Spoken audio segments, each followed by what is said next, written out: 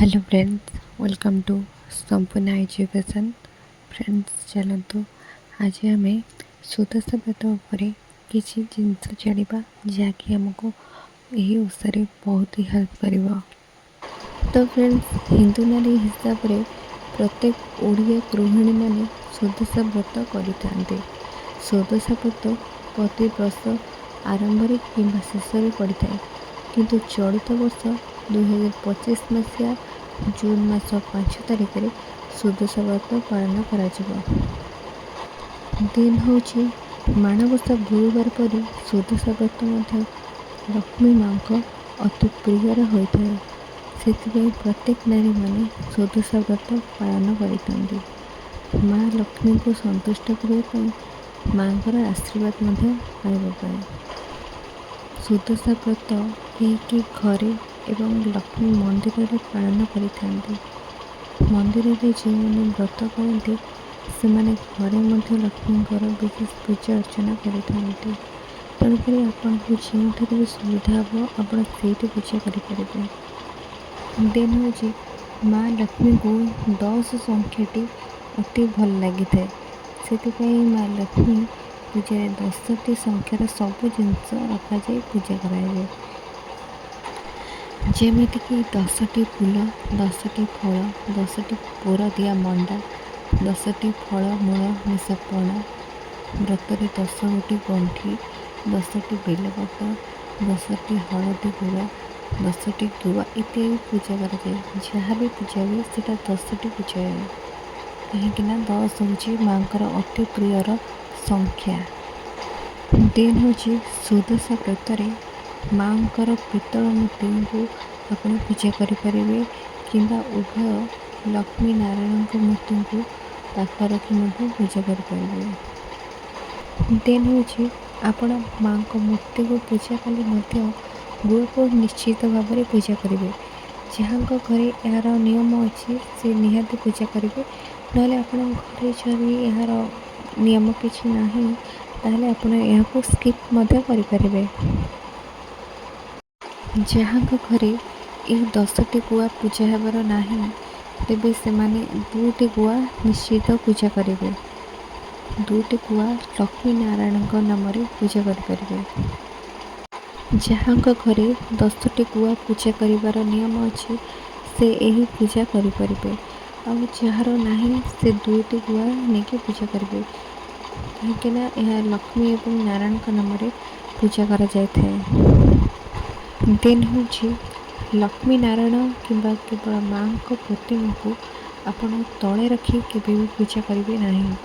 खटुली रे माँ को रखी व्रत करेंगे एवं गुआ आपण केवल से पीढ़ा उपर ही रखिए और तले रखिए ना।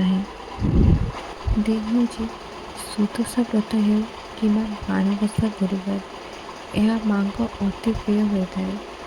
एथिरे धला रंगर फूल, हलदिया रंगर फूल और नाली रंगर फूल व्यवहार करने अधिक भल कहीं यह करने द्वारा माँ लक्ष्मी संतुष्ट होता है। देन हूँ पूजा 10टी प्रकार फूल लगी था, किंतु इतिमध्यरु माँ को प्रिय फूल हूँ पद्म फूल और गेंडु फूल।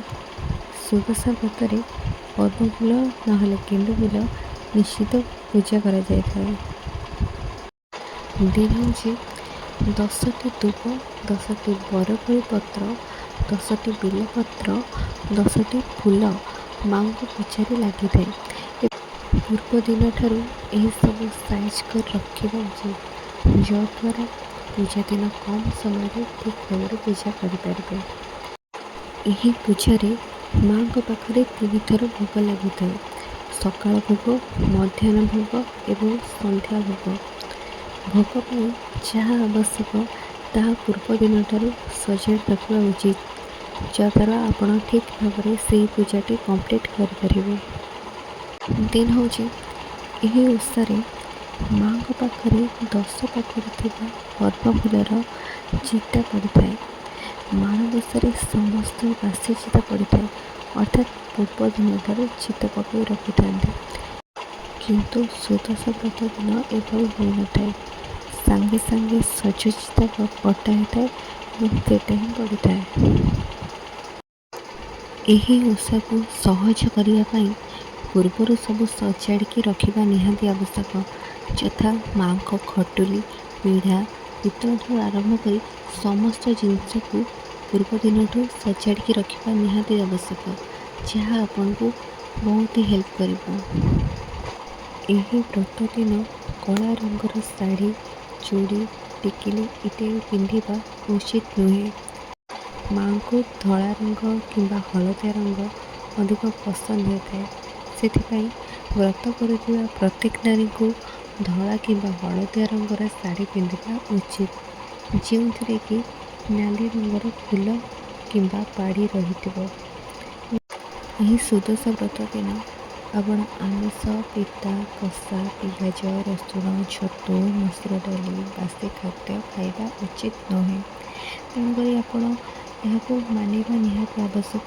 ଏବଂ ଆପଣ ଯଦି ଅନ୍ୟ କାହା ଘରେ ମଧ୍ୟ ଅଛନ୍ତି, ଆପଣ ଭାବିବେ ମୁଁ ବାହାରେ ଅଛି, ମୁଁ ଖାଇଦେବି ଚଳିବ, ସେମିତି କେବେ ବି କରିବେନି।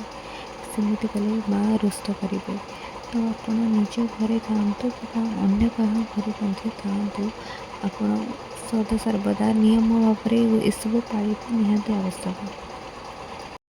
ଏହି ଦିନ ଛୁଆମାନଙ୍କୁ ପିଟିବା, ମିଛ କହିବା, ସ୍ୱାମୀ ସ୍ତ୍ରୀ ସଙ୍ଗ କରିବା, ଘର ଝାଡ଼ିବା, ପୋଛିବା ଉଚିତ ନୁହେଁ। ଏହି ପୂଜା ଦିନ ଖାଇବା ପିଇବାକୁ ନିୟନ୍ତ୍ରଣ କରିବା ସହିତ ମନକୁ ମଧ୍ୟ ନିୟନ୍ତ୍ରଣ କରିବା ନିହାତି ଆବଶ୍ୟକ। କାରଣ ଏହି ବ୍ରତରେ କାହାକୁ ଗାଳି କରିବା, ଅପମାନ କରିବା, ମିଛ କଥା କହିବା ଉଚିତ ନୁହେଁ। ନାରୀମାନେ ଏହି ବ୍ରତ ଦିନ ଶରୀରରୁ କୌଣସି ବି ଅଳଙ୍କାର ଉତାରିବା ଉଚିତ ନୁହେଁ।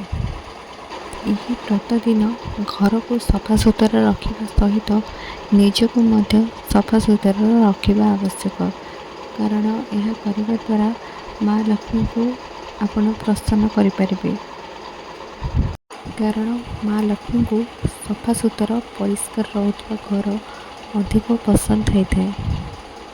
ନେକ୍ସଟ ହେଉଛି ଗୁରୁବାର ଦିନ କାହାକୁ ଝାଡ଼ୁ, ବେଲଣା କାଠି ଇତ୍ୟାଦି ରୋଷେଇ ଘରର ଯେକୌଣସି ଜିନିଷ ଅନ୍ୟକୁ ଦେବା ଉଚିତ ନୁହେଁ। ଏହା କଲେ ଘରୁ ଲକ୍ଷ୍ମୀ ଛାଡ଼ି ଚାଲିଯାଆନ୍ତି ବୋଲି ବିଶ୍ୱାସ ଅଛି। ଦେନ୍ ହେଉଛି ଯେଉଁମାନେ ବ୍ରତ ରଖିବେ ସେମାନେ ସୁଦଶା ବ୍ରତ ବହି ପଢ଼ିବା ନିହାତି ଆବଶ୍ୟକ। ଏହା କଲେ ଲକ୍ଷ୍ମୀ ମା' ଆପଣଙ୍କୁ କୃପା ଦେଇଥାନ୍ତି। ଏବଂ ଅନ୍ୟମାନଙ୍କୁ ଯଦି ଆପଣ ଏହି ବ୍ରତର ମହାତ୍ମ୍ୟ ଉପରେ ବୁଝେଇବେ, ତାହା ଆପଣଙ୍କୁ ବହୁତ ଭଲ ରେଜଲ୍ଟ ଦେଇଥାଏ। ଦେନ୍ ହେଉଛି ମା' ଲକ୍ଷ୍ମୀଙ୍କୁ କ୍ଷୀର, ହଳଦୀ ପାଣି, ଜଳ କିମ୍ବା ପଞ୍ଚାମୃତରେ ସ୍ନାନ କରାଇବା ଉଚିତ। ଏବଂ ଗୁଆକୁ ହଳଦୀ ପାଣିରେ 10 ଗୋଟି ଗଣ୍ଠି ପକାଇ ହାତରେ ଧାରଣ କରିବା ମଧ୍ୟ ଉଚିତ। ବ୍ରତ ସମୟରେ ମା'ଙ୍କର ଗାୟତ୍ରୀ ମନ୍ତ୍ର ଉଚ୍ଚାରଣ କରିବା ନିହାତି ଆବଶ୍ୟକ। ଯଥା ଓଁ ମହାଲକ୍ଷ୍ମୀସ୍ୟ ବିଦ୍ମହେ ବିଷ୍ଣୁପତି ସ୍ମୃତି ମହିତନ୍ତେ ଲକ୍ଷ୍ମୀ ପ୍ରଚୋଦୟାତ୍। ଏହି ମନ୍ତ୍ରକୁ ଗାୟନ କରି ପୂଜା କରିବା ନିହାତି ଆବଶ୍ୟକ। ଏବଂ ଏହି ପୂଜାରେ ସବୁଠାରୁ ବଡ଼ କଥା ହେଉଛି ପୂଜା ସରିବା ପରେ ମା'ଙ୍କ ପାଖରେ କ୍ଷମା ପ୍ରାର୍ଥନା କରିବା ନିହାତି ଆବଶ୍ୟକ। କାରଣ ଏହି ପୂଜାରେ ଆମର ଜଣା ଅଜଣାତରେ କିଛି ନା କିଛି ଭୁଲ ହୋଇଯାଇଥାଏ। ସେଥିପାଇଁ ଆମେ ମା'ଙ୍କୁ କ୍ଷମା ପ୍ରାର୍ଥନା କରିବା ନିହାତି ଆବଶ୍ୟକ ହୋଇଥାଏ। ଏବଂ ପୂଜା ସରିବା ପରେ ଆପଣ ଏହା ମଧ୍ୟ କହିପାରିବେ କି ମା' ଯେତିକି ଜାଣିଛି, ଯେମିତି ପୂଜା କରୁଛି, ମୋର ଦୋଷକୁ କ୍ଷମା କର ମା', ମୋତେ ଆଶୀର୍ବାଦ କର, ମୋର ପୂଜାକୁ ଗ୍ରହଣ କର ମା', ମୋର ଯଦି କିଛି ଭୁଲ ହୋଇଯାଇଛି ମୋତେ କ୍ଷମା କରିଦିଅ। ଏଥିପାଇଁ ମା'ଙ୍କ ପାଖରେ କ୍ଷମା ପ୍ରାର୍ଥନା କରିବା ଉଚିତ। କିମ୍ବା କ୍ଷମା ପ୍ରାର୍ଥନା ମନ୍ତ୍ର ଉଚ୍ଚାରଣ କରି ମା'ଙ୍କୁ କ୍ଷମା ମାଗିପାରିବେ। ତ ଫ୍ରେଣ୍ଡସ୍, ଏ ଥିଲା ଆମ ସୁଦଶା ବ୍ରତର କିଛି ନିୟମ। ତ ଫ୍ରେଣ୍ଡସ୍, ଏହା ଯଦି ଆପଣଙ୍କୁ ଟିକେ ବି ଭଲ ଲାଗୁଛି, ଚ୍ୟାନେଲକୁ ସବସ୍କ୍ରାଇବ୍ କରିବେ, ଲାଇକ୍ କରିବେ ଆଉ କମେଣ୍ଟ କରିବେ। Thank you.